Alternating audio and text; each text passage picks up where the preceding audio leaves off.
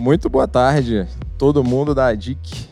Hoje estamos aqui, muita gente no escritório e estamos inovando hoje. Tá? Temos aqui estamos fazendo o videocast aqui na sala da diretoria, mas com o pessoal todo aqui atrás da gente. Então, estamos testando uma novidade, que é o videocast. E espero que vocês gostem, participem, mandem muitas perguntas. Estamos todos aqui para respondê-las. Bom, esse videocast ele foi pensado para a gente finalizar a primeira semana de aculturamento aqui na DIC, a Cultura DIC. A gente falou muito sobre prevenção à fraude, segurança da informação, compliance, canal de denúncias, e isso tudo é super importante para a gente ter uma cultura de conformidade, né, uma cultura de ética aqui na DIC. E como a gente teve a abertura na segunda-feira, a gente falou muito sobre a importância da participação de cada pessoa, cada colaborador. Então, a gente aqui hoje vai fazer um apanhado de tudo que aconteceu nessa semana e estamos aqui com representantes de segurança da informação, compliance, fraude. Então, assim, vamos poder abordar muita coisa. Para começar, na segunda-feira, o Francisco comentou, né, o conceito das 3 linhas de defesa, né, que é um conceito de gerenciamento de risco super importante e que eu gostaria que a Laila, que está aqui com a gente, coordenadora de compliance, comentasse um pouquinho de o que são essas 3 linhas de defesa e como o compliance está inserido nisso. Legal. Olá, boa tarde. Bom, sou Laila, meu nome aqui, eu sou a coordenadora de Compliance, Prevenção à Lavagem de Dinheiro, e é muito legal a gente trazer esse conceito para iniciar a conversa, e foi mais legal ainda ter começado a semana na nossa cabeça, né? As 3 linhas de defesa, antes eram 3 linhas de defesa, depois virou 3 linhas de responsabilidade, hoje são só 3 linhas, né? Que é a primeira, a área de negócio, que é quem traz o risco, quem desenha o controle, que é a área ali, a comercial, que está ali na linha de frente. A segunda linha seriam as áreas nós que estamos aqui, que a gente ajuda no gerenciamento de riscos, tem os indicadores e tem ali os processos. E a terceira linha de defesa, que é a auditoria interna. Hoje a gente tem uma estrutura aqui e algumas companhias têm até a 4ª linha de defesa, que seria uma auditoria externa. Isso depende de cada estrutura em cada companhia, né?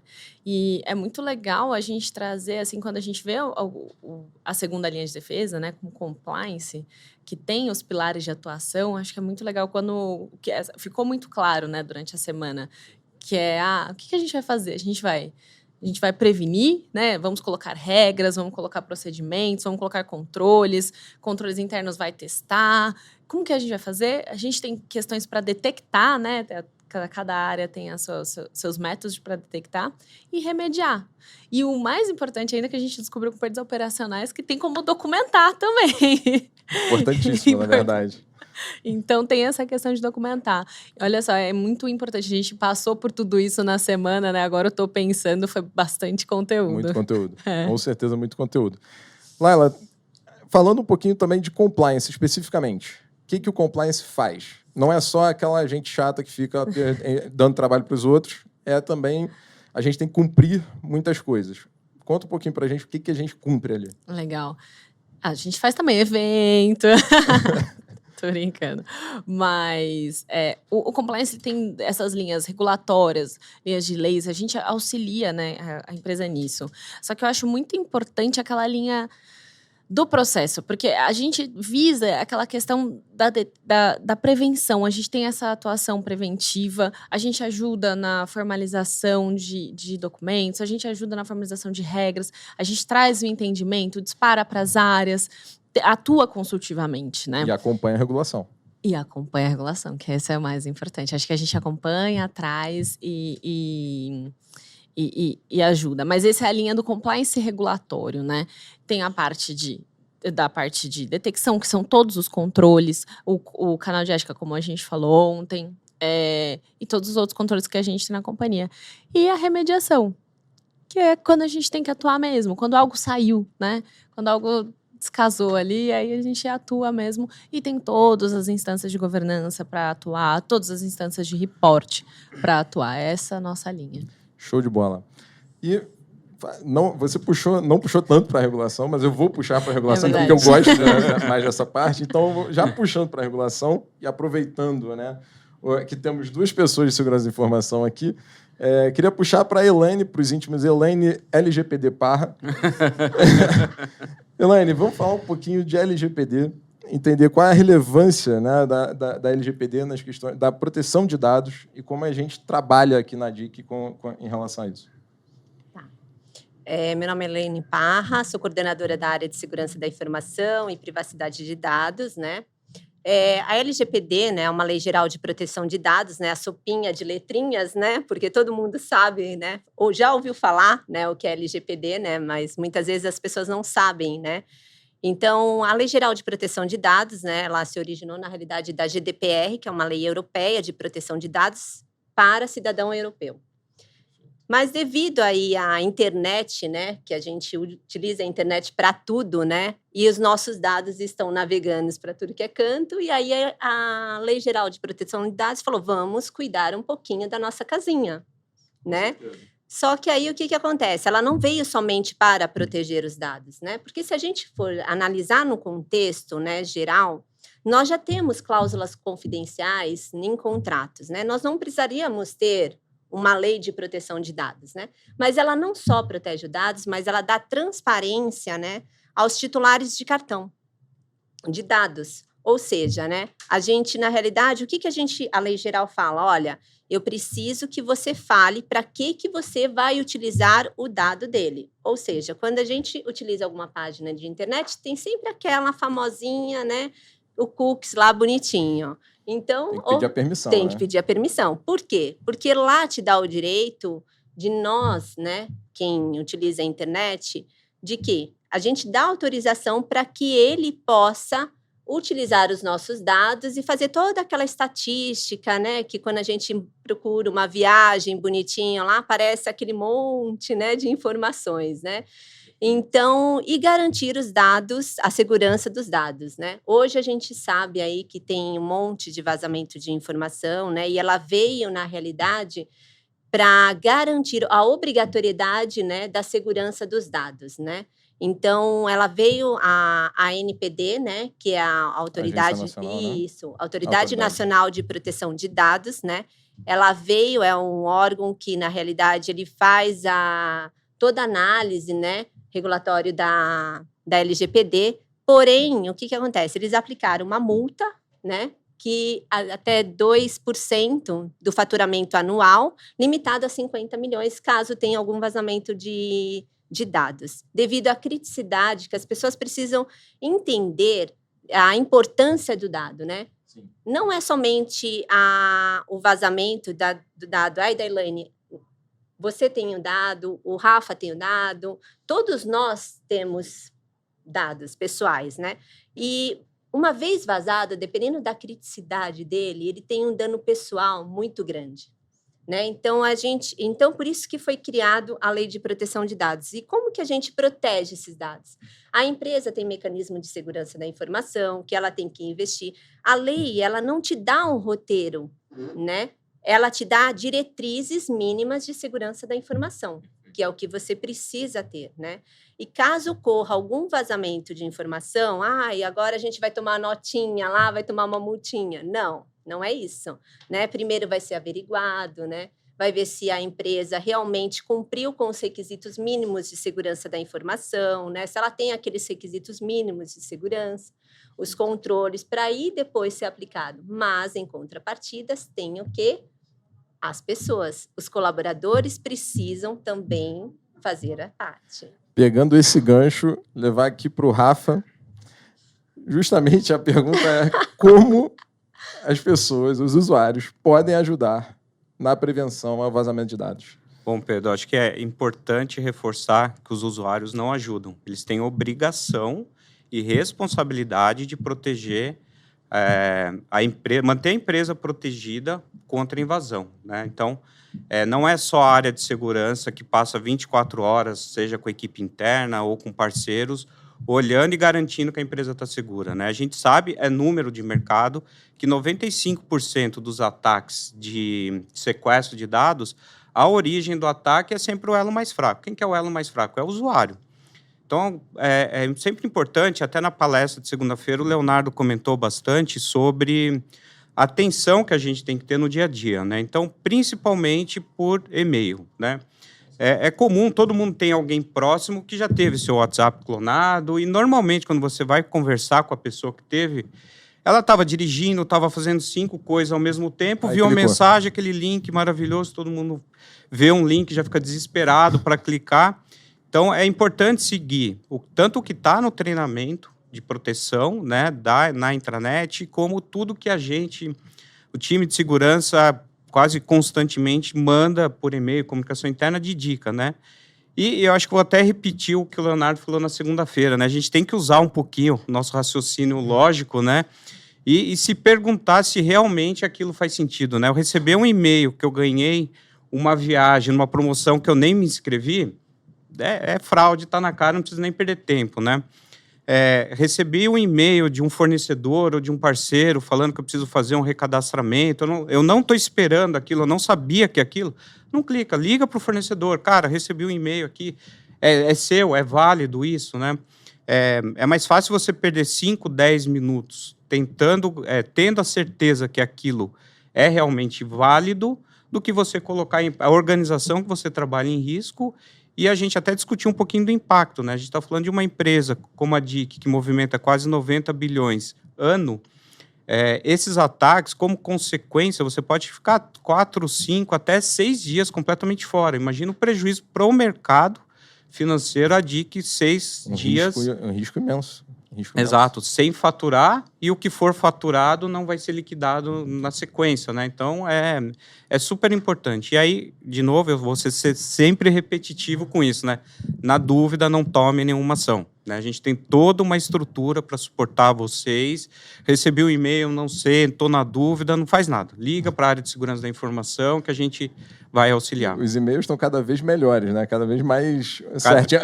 Antes vinha aquele e-mail @ qualquer coisa e tal, mas agora não. Agora vem um negócio que é muito crível, né? A grande mudança é que antes as invasões eram feitas por hackers, que eram uns nerdzinhos que ficavam felizes da vida de derrubar um site. Agora não, agora é uma indústria do crime. Isso virou uma coisa altamente rentável, né? Então, à medida que vai aumentando a lucratividade, vai se profissionalizando, né? Eu, às vezes, né, há tanto tempo no mercado trabalhando com isso, às vezes a gente se pega ali quase caindo numa situação de risco, dada a evolução do golpe, né? Então, eu acho que o que acontece? Como as empresas, né, elas estão investindo muito em tecnologia, né? Então, qual que é a outra alternativa que os hackers estão utilizando?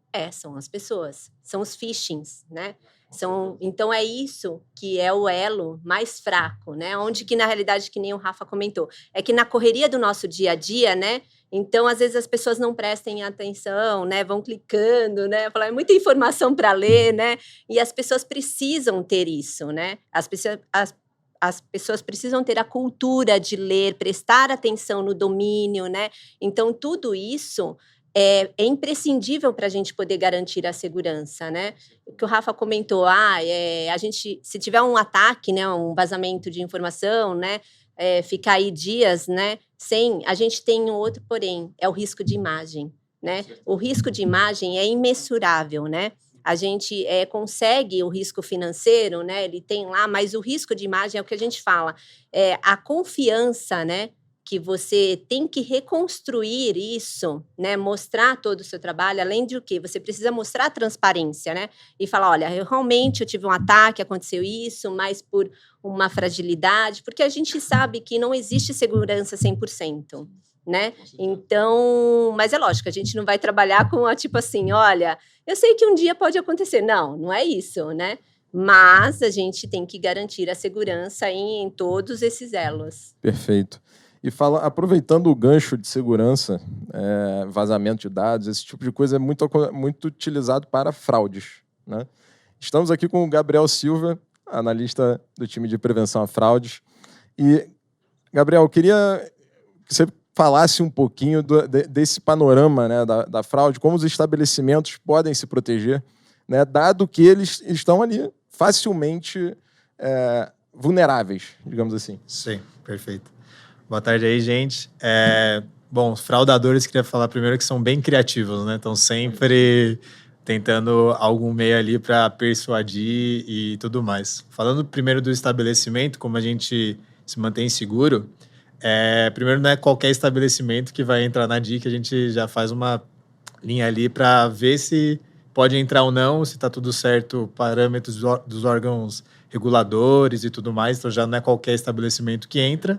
E a partir do momento que ele entra, a gente fica de olho tanto no transacional dele, no que ele vai estar ali movimentando, se ele está prestando conta, tudo certinho, para que não, que nem ela falou aqui da imagem, né, para zelar tudo mais, porque se ele sair um pouquinho, estiver atuando na fraude ou coisa desse tipo, tem risco financeiro, risco reputacional e tudo mais. Então, tem ferramentas que a gente já utiliza para monitorar tudo isso, tem ferramentas que a gente vende para os estabelecimentos, como a CyberSource, que consegue fazer toda essa gestão, parametrizar e afins, para não ter nenhuma surpresa e falar, pô, isso daqui está estranho. Então, desde olhar qual device, qual equipamento que ele estão passando ali, cartões, de onde vem e tudo mais. Então, a gente, além dessa fiscalização que a gente já faz, a gente consegue oferecer para os estabelecimentos esse segundo nível ali para ter essa gestão. Então, na verdade, tem a análise no onboarding, né, uma viabilidade, uma checagem de risco no onboarding, mais o monitoramento transacional, né? E a gente viu, né, com a Visa, a apresentação da Cíntia, que o Brasil tá recordista, né, em fraudes e clonagem de cartão, etc. E tal. Então, realmente estamos aqui no melhor lugar para prevenir fraude. E aproveitando o tema de fraude, né, a fraude geralmente é o primeiro crime, né, o crime antecedente à lavagem de dinheiro. E nesse trabalho de prevenção, né, Laila, como é que a gente tem atuado, assim, como é que a gente trabalha para poder prevenir, né, sabendo que agora, com a internalização de áreas, etc., a gente está crescendo bastante o time, como a gente trabalha esse tema aqui na DIC? É interessante que não só a fraude é um crime que antecede a lavagem de dinheiro. Até hoje, na palestra da manhã, foi falado de outras, né? Por exemplo, corrupção, tem toda a parte de tráfico de drogas, de armas, trabalho escravo. Muitas coisas antecedem a lavagem de dinheiro. Só pra dar uma... Muitas coisas... Deu, né? Peraí. Foi falar de lavagem de dinheiro. Aí, pronto, já Então, muitas coisas antecedem a lavagem de dinheiro. E a gente segue todas as leis e regras. Porque, assim, querendo ou não, a gente olha... É muito engraçado que todo mundo olha, putz, lá vem a pessoa de PLD ou a pessoa de compliance com mais uma regrinha embaixo do braço. Mas não, é a nossa forma. As pessoas precisam entender que as empresas, né, nós como companhia, nós como funcionários, enfim, nós temos uma questão de proteger o mercado, né, de proteger de outras formas, que foi até o que o Antônio falou. Ele falou assim, a gente vê aqui como um país pior do que outros. Mas, até quando você vê no ranking, beleza, aqui tem uma questão muito grande de crimes como tráfico de drogas. Mas, quando você olha para outros países, tem questão de corrupção. E o exemplo que ele deu que foi da Suíça, beleza, tira o dinheiro daqui e leva para lá para lavar, né? Mas, então, é importante ver esse viés do nosso trabalho, que é um viés que protege, de uma forma ou de outra, economia. A gente protege uma região, por exemplo, quando você vai lá e olha um estabelecimento comercial mais de perto, vê, né, o que está acontecendo ali. Tem todo esse viés no nosso trabalho. Além disso, tem a gente também ali os nossos processos. Então, é muito importante, não só na entrada do cliente, você precisa saber quem é seu cliente. Não só o seu cliente, você precisa saber quem é o seu parceiro, com quem você está se relacionando. Você precisa assegurar que o seu fornecedor também é um fornecedor, né, que tem uma reputação, que não está envolvido em nada. Teve uma questão há uns anos atrás, por exemplo, acho que foi a Zara, que ela estava com um fornecedor, que tinha uma questão... Era uma questão muito pequena, mas era uma questão de trabalho escravo. Mas não pegou no fornecedor, pegou na Zara. né? Imagem. Então, assim, e a imagem... o risco e de não imagem. só a imagem. Por exemplo, quando você vai para uma empresa que é de capital aberto, você chega a perder dinheiro ali, né? Por exemplo, o Facebook, quando teve a Meta, né? Quando o Meta ficou fora ano passado, perdeu dinheiro, a ação desvalorizou. Então, assim, é muito importante, todos os processos, todos os documentos, aqui eu faço um apelo a comercial para não brigar comigo, apelo a TI, né, Rafa, que contrata fornecedor, não briguem comigo quando eu passo do diligence. É importante. Por vezes a gente visita o cliente também, a gente quer ver o que está acontecendo, né? Então, tem toda essa parte de, assim, saber com quem a gente está se relacionando. Tem também a parte assim, agora, beleza, você é bem-vindo, né? Vamos transacionar, vamos ser clientes, vamos ser parceiros, vamos ser meus fornecedores. Mas a gente faz também uma parte de monitoramento das transações. Que não é a mesma coisa de fraude. Não é a mesma coisa de fraude. Mesmo porque a PLD tem um viés diferente, né? Então, o nosso papel é o famoso MSAC, monitoramento, seleção e análise, né? E comunicação. Então, qual que é o nosso papel? A gente identifica quais são as transações, né? Tem vários critérios e avalia, olha com uma lupa maior e vê o que a gente vai fazer, né? Comunica órgão regulador, comunica os parceiros. Então, é um trabalho também que eu julgo muito relevante de propósito, enfim. Uma coisa bem... Aquela transação de 100 mil reais às 2 horas da manhã no Brás, né? A gente já sabe que, assim, não teve reporte de fraude, mas tá estranho, né? Não, mas no mínimo estranho. Tem umas pequenininhas assim, sabe? Quando você vê no final do mês... No final do cara, o cara é MEI que tá fazendo a transação. Maravilhoso. Não. Beleza, a de 100 mil reais, né? Essa aí pega fácil. O problema é a pequenininha, o picadinho. Exatamente. Que aí você diluído aí. Aí você olha no Google Maps, você vê assim, tem nada. Gente, mas cadê a porta? Ou então um terreno baldio. Você fala, gente, calma. Calma, não vamos emocionar, né? Vamos olhar, ó. Aí aquela coisa, a gente suspeita. Quem investiga, quem toma conta são os órgãos reguladores. Perfeito, Laila. Beleza? Você falou um pouquinho de controles. Na verdade, a gente falou a semana toda sobre controles, né? E acho que o maior controle aqui a gente vive no dia a dia, né? O WhatsApp aqui, tenta entrar no WhatsApp Web aqui na dica, você vai ver que você não consegue fazer várias coisas, né? E aí a pergunta aqui vai para o Rafa de como é que esses controles, né, essas pequenas dificuldades, né, na verdade, estão nos auxiliando e como é que a gente deve interagir com esse tipo de ferramenta, enfim. Eu não gosto de olhar pelo viés de dificuldade, né? É sempre controle, né? A área de SI não implementa os seus controles para criar dificuldade. Muito pelo contrário. Eu fico extremamente feliz quando eu tento fazer alguma coisa, não consigo falar que, bom, tem alguém olhando e me ajudando a fazer a coisa certa, né? Então, é o que a gente sempre comenta, né? Os processos e procedimentos de segurança, e às vezes o fim desse processo é um bloqueio, eles têm um porquê, né? Não é do nada, a gente acorda, vamos sacanear todo mundo, vamos bloquear alguma coisa, né? Então, aqui o que é importante reforçar e deixar claro se eu estou tentando fazer alguma ação, mandar um e-mail, compartilhar um arquivo, acessar um sistema, e alguma ferramenta de segurança bloqueou, qual que é o caminho correto? O que você tem que fazer? Erguer a mão e sinalizar para o time de segurança. Porque se você não é uma pessoa mal intencionada, a ação que você está fazendo é uma ação dentro dos regulamentos, das regras da empresa, a área de segurança tem a obrigação de entrar, ajudar e resolver o seu problema, que aquele negócio siga ou que você consiga concluir sua atividade de modo seguro para a empresa. Agora, a partir do momento que você tenta fazer uma ação, alguma regra ou ferramenta de segurança te bloqueia, você tenta fazer um contorno, sair para a direita ali por fora, qual que é a primeira suspeita da área de segurança? Você está tentando fazer uma fraude, né? Você está tentando bypassar um controle, uma ferramenta e não sinalizou ninguém. Então, você está tentando fazer alguma coisa que você não quer que ninguém saiba, né? Então, por isso que é super importante, né? A área de... Se você tentou fazer alguma coisa, alguma ferramenta te bloqueou, não permitiu, sinaliza que a área de SI tem a obrigação de te atender e te dar uma solução para aquilo, né?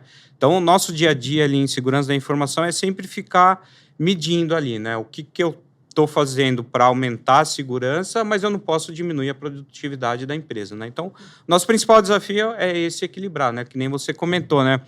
Mandei um e-mail, o e-mail voltou. Vou tentar entrar no WhatsApp aqui e mandar para o WhatsApp. Vai bloquear também. Aí você vai tentar fazer um upload num um site de compartilhamento de arquivo. O proxy vai barrar. Esses 3 eventos vão cair no nosso correlacionador de eventos, vai subir um alerta, falar, o fulano de tal está tentando roubar a informação, porque ele tentou por vários meios diferentes e ninguém de segurança foi notificado, né? Então, por isso que é importante, né? Se você está fazendo alguma coisa que é para o negócio da empresa, você não é uma pessoa mal intencionada, não tem problema nenhum você sinalizar para a área de segurança. Segurança, me ajuda, eu preciso mandar essa informação. Tentei por e-mail, que é a forma, um exemplo, né, que é a forma principal, não consegui. O que eu faço? A área de segurança vai falar, vamos criar um caminho alternativo, tal, estou ciente que você está fazendo isso, vai liberar. De novo, a partir do momento que você tenta burlar essas regras, a primeira desconfiança é essa pessoa está tentando fazer alguma coisa de má fé, né? Temos o xerife da segurança de informação aqui. De novo, não gosto do rótulo de bloqueio xerife, né? A gente está aqui para proteger e garantir o Temos trabalho. O xerife. Definitivamente, temos o xerife, agora, inclusive, registrado aqui em câmera, temos o xerife. Para eu me acalmar com isso, eu sempre falo, não, eu estou fazendo bem, então estou protegendo de alguma forma. Exatamente, tem que pensar que tem uma área 24 horas pensando no... E é interessante, porque quando você, por exemplo, a gente vai tentar trocar, né, planilhas com informação de CNPJ ou um CPF, tal. Você manda um e-mail, mesmo internamente, tem, Sim, né, tem uma ferramenta já dizendo, olha, está sendo monitorado. Né? Sim, exatamente. Bem como, né, toda a regra de segurança da informação, não só a LGPD, mas como a gente tem outras regras, né, normas de segurança da informação. Qual que é a premissa básica? Acesso. Você só pode ter acesso ao que é realmente correspondente à sua atividade, né? E a LGPD, ela fala um desses pontos principais. Primeiro, você tem que ter o mínimo de informação possível, porque quando você tem muita informação, primeiro, que é uma bomba, relógio, né? Em caso de vazamento de informação, exatamente, tem esse monte de informação. E a primeira coisa que um órgão regulador vai perguntar, por que você precisa de tudo isso? Não, eu não preciso de tudo isso. Então, por que você tem tudo isso? Desnecessariamente, né? Então, a gente tem que... É um dos pontos em questão de acessos, né? Permitir o que é... Você só pode ter acesso ao que é realmente devido à sua função, execução. Bem como, né, você precisa ter todo um processo que nem a Laila comentou, olha, a gente precisa, desde a área de negócio, né, fazer toda essa parte de análise, né, a gente precisa fazer um papel nosso como colaborador, né, como funcionário, analisar se realmente aquelas informações são necessárias para a gente, né, com quem a gente vai compartilhar essa informação. A gente está aqui num bate-papo, né, informal, mas assim, quando a gente entra numa reunião, a gente tem que saber quais as informações que a gente vai compartilhar, com quem está sendo compartilhado na reunião, é o cafezinho, né, o bate-papo informal, né, é o WhatsApp, é o rádio peão, né? Então, tudo isso a gente tem que tomar um pouco mais de cuidado quando a gente fala em questão de proteção de dados. E acho que é um gancho bom, Elaine, para você comentar um pouquinho só. Assim, estamos numa indústria altamente regulada, né? E na questão de o nosso, né, pagamentos tem um padrão, né, que é o próprio PCI, DSS, etc., que a gente tem a obrigação de ter processos, etc., que cumpram, né, os padrões. Como é que funciona isso? Inclusive, a gente falou de fraude, né? A gente troca informações, etc., com outras áreas sobre número de cartão, esse tipo de coisa. Isso pode transitar livremente ou como é que funciona isso? Não, o PCI ele é bem claro, né? O PCI é uma norma de proteção de dados de cartão de crédito, diferente da LGPD. A LGPD é dados de proteção, dados pessoais, né? Ou seja, né, nome, CPF, né, que são dados pessoais, e dados pessoais sensíveis, né? Que são outros itens. Então, o que acontece? São requisitos de segurança com particularidades diferenciadas, né? E quando a gente fala em transitar dados de cartão, a gente não pode transitar pela norma PCI. Por isso que a gente tem todo aí um envolvimento com a área de controles internos, compliance, né? Porque a área, tanto de privacidade, segurança da informação e compliance, elas se interagem muito, né? Porque normativos são originadas de regras, né? Bacen, PCA e tudo, né? Então, a gente não pode transitar dados de cartão. Então, como que a gente previne isso? Referente a acessos, criptografias, né, em bancos de dados, né, regras de e-mail, compartilhamento. Então, tudo isso faz parte do conjunto de regras de segurança da informação. São os mínimos que eu comentei. Aí o mercado, né, de vazamento de informação, né, tá tão assim aquecido, mas se você olhar, a gente olhar aí para 2019, 2020, né, a gente teve um boom muito grande de vazamento de informação, né? Em grandes empresas, se a gente for olhar aí, nós temos um site que depois a gente pode até divulgar, porque é um site público, né? Onde a gente tem aí um painel cibernético, que é bem legal de vazamento de informação, e você vê grandes empresas, que é o que a gente falou referente à imagem, né? Disso. Então, quando a gente se depara com isso, a gente precisa se preocupar muito em questão de compartilhamento de dados de cartão. Então, a empresa de cartão de crédito, porque a fraude é muito grande de cartão de crédito, né? Mas agora a gente tem o vazamento de dados pessoais. Vai tudo. Tudo que está no bolo vai. Mas se fosse vazamento só no mercado de cartões, né? Tudo bem, mas não. Vazamento é algo que é muito grande. Sim. Tudo pode vazar. Até o cara que vazou todos os negócios sabe mais de mim do que eu mesmo. Se puder, com a quantidade de dados que ele já pegou. Então Exatamente. Eu tava vendo uma vez, quando eu tava fazendo um curso, era um caso de um supermercado americano que, pelo comportamento da adolescente, ele começou a mandar promoção de fralda, algumas promoções, assim, como se fosse ter um recém-nascido. E foi assim que a família e ela ficou sabendo que ela estava grávida. Caraca. Por isso que tem que ter muita responsabilidade com os dados. Por isso que os controles têm que ser... A gente tem que ser muito diligente com tudo que a gente trata. É que quando a gente fala em dados, né? Dados pessoais ou qualquer outra informação é privacidade. Isso está atrelado à ética, né? Você compartilha, de repente eu posso compartilhar uma coisa pessoal com você, mas eu só tô com você. Você não tem na realidade... a conversa privada, né? Exatamente, a conversa privada, né? Você tem a ética de poder querer ou não compartilhar com a Laila, com o Rafa, né? Então, a gente, quando fala em privacidade, né? Ela vem aí de encontro com a ética, né? Também, Perfeito. né? Eu acho que é importante reforçar, né, que o core business da ADIC, isso tem um holofote maior, né? A gente está falando de transação financeira, a gente tem informação quanto que um estabelecimento faturou, vai faturar, né? Quem que é o dono daquele estabelecimento, onde ele mora. Então, eu acho que aqui na ADIC, a LGPD, ela tem que ter uma atenção muito especial, porque... como a Laila falou, né, tem vazamento de informação em todos os mercados, mas o foco sempre, no final de tudo, é dinheiro, né, e o nosso core business é a manipulação de dinheiro, né, então... Exatamente. Perfeito. Não pode esquecer também que não é só informação do EC, a gente tem a informação do colaborador também. Exatamente. Então, assim, até são os nossos dados. aquela coisa mais simples, a planilha de aniversários. Sabe aquela coisa muito simples? Vamos ter cuidado. Tem que ter cuidado. Aproveitando, assim, a gente falou, né, que os colaboradores têm sua responsabilidade, todo mundo tem sua responsabilidade sobre questão de vazamento de dados, etc. Mas falando um pouquinho de fraude, né, quem pode atuar no combate, né, e prevenção à fraude, como? E de qual maneira dá para fazer isso, Gabriel? Boa.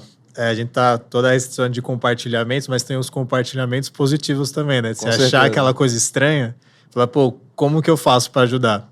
Um exemplo que aconteceu recente, aqui na ADIC, o time do NOC identificou um comportamento muito estranho de transações negadas, acionou o time de risco e a gente pôde observar que era um estabelecimento que estava com um monte de cartão contactless tentando passar ali para fraudar. Então, por causa de ajuda de um outro setor, monitoramento, a gente conseguiu evitar uma perda ali de R$70 mil. Pode parecer pouco perante ao faturamento que a ADIC tem e tudo mais, mas se tem sucesso e se tivesse mais saldo ou qualquer coisa do tipo, a gente conseguiu evitar. E, além disso, o time de captura também identificou aquele BIN, que é o número inicial do cartão, que era internacional da Argentina e tudo mais, e fica mais difícil a comunicação. E também entra no controle que a gente tem de tudo mais. Então, todo mundo faz parte. para evitar isso. Eu vi um estabelecimento ali que estava agindo de tal maneira. Pô, você viu esse golpe? Qualquer coisa do tipo? Porque nosso monitoramento é baseado em regras, né? De tudo que a gente pode, na área de prevenção à fraude, daqui que a gente pode prever para evitar. Então, tudo que representa um risco maior, um risco menor, desde a entrada mesmo, né? De um dado... de data de nascimento, sei lá, às vezes é um menor de idade, acho que não tem problema. Tem, sabe? Então tem tudo que a gente possa ficar vulnerável, a gente está de olho e qualquer informação é bem-vinda. Que, né? A gente está falando informação, é importante, mas aqui a gente está voltado na informação para construir mecanismos de defesa, para o bem. Então, dentro daqui, para a gente construir as coisas boas, ok, não vai compartilhar, pô, na minha empresa tem um negócio assim que eles fazem que não é assim, mas coisas que você vê que é estranho, que pode ter ser prejudicial, é de interesse de qualquer um da empresa e das nossas áreas, né? Exato. A gente costuma dizer, fraude e PLD são temas que a gente não tem concorrência, né? Porque o mercado todo conversa justamente para tentar evitar. Exatamente. A gente se entende ali, vai buscar benchmark, vai buscar entendimento. Tem as discussões, por exemplo, na ABEX, onde a gente faz, né? Tem o Comitê de Prevenção à Fraude, então discute-se os casos que estão ocorrendo para alertar todo o mercado. Exatamente. E tem um ponto importante que você citou nesse exemplo, Gabriel, que é um cartão internacional tarja lá fora. Cara, o Brasil, a gente tem... As regras são muito diferentes, né, no mundo todo, mas você pega, por exemplo, esse caso específico, né, a regra da Argentina é totalmente diferente da regra brasileira. Então... Sim. E aí depois no estabelecimento às vezes pode virar um chargeback totalmente, que o estabelecimento é fraudado. E aí vira uma bola de neve. Aí a DIC tem que lutar pelo estabelecimento, aí chega todos os trâmites e... Pode ver, a gente não tá só vulnerável aqui do país, né? Cartão internacional pode vir de tudo. Como que você vai entrar em contato com um banco, sei lá, da onde que é o cartão, para ter respaldo da fraude que você estava tentando e tudo mais. Então, isso pensando o mundo físico, né? Tem o mundo digital também que você tem que pensar muito mais coisas. Mais e vai dali... A fraude, sei lá, de pegarem uma foto do WhatsApp e pedir dinheiro até tentar fazer um cadastro num banco ou qualquer coisa do tipo. Então, o mundo é muito grande ali para criatividades fraudadores, mas a gente é criativo também para barrar eles, né? Boa, muito bem. Acho que podemos abrir para perguntas, senhora Camila. Podemos. Temos uma pergunta por enquanto. O pessoal está preparando mais perguntas. O Valton perguntou: qual o caminho ideal para contatarmos a área de SI para essas eventualidades de bloqueios em sites? Temos dois caminhos, né? O primeiro caminho no próprio Gira, já tem, na página inicial ali para abertura de chamado, já tem o caminho específico para qualquer acionamento de SI, tá? Bloqueio de site é o mais usual, então ele já tem um atalho ali. Então, na tela principal do Gira ali já tem um caminho para abertura de chamado, né? Algo muito urgente, não dá tempo de abrir chamado ou não lembra como faz isso, é procurar qualquer pessoa do time de SI. E aí o time de SI, Elaine, eu, Alcides, Gabriela, a Clara, o Neylor, o André também, com certeza eles vão atender e depois indica como que faz o registro desse atendimento, tá? Vou aproveitar... Desculpa, diga. Pedro. Diga. Lembrando que, na realidade, a gente passa todo um processo de análise, né? Mesmo que, de repente, ocorra esse bloqueio, né? A gente precisa fazer não somente, solicito a liberação da URL XPTO. Não, a gente precisa entender por que aquela URL foi bloqueada, né? A princípio, lá quando a gente fez todo um processo de whitelist, né? Entender a necessidade do colaborador, né, que precisa dessa liberação, né, qual que é a necessidade de negócio, né?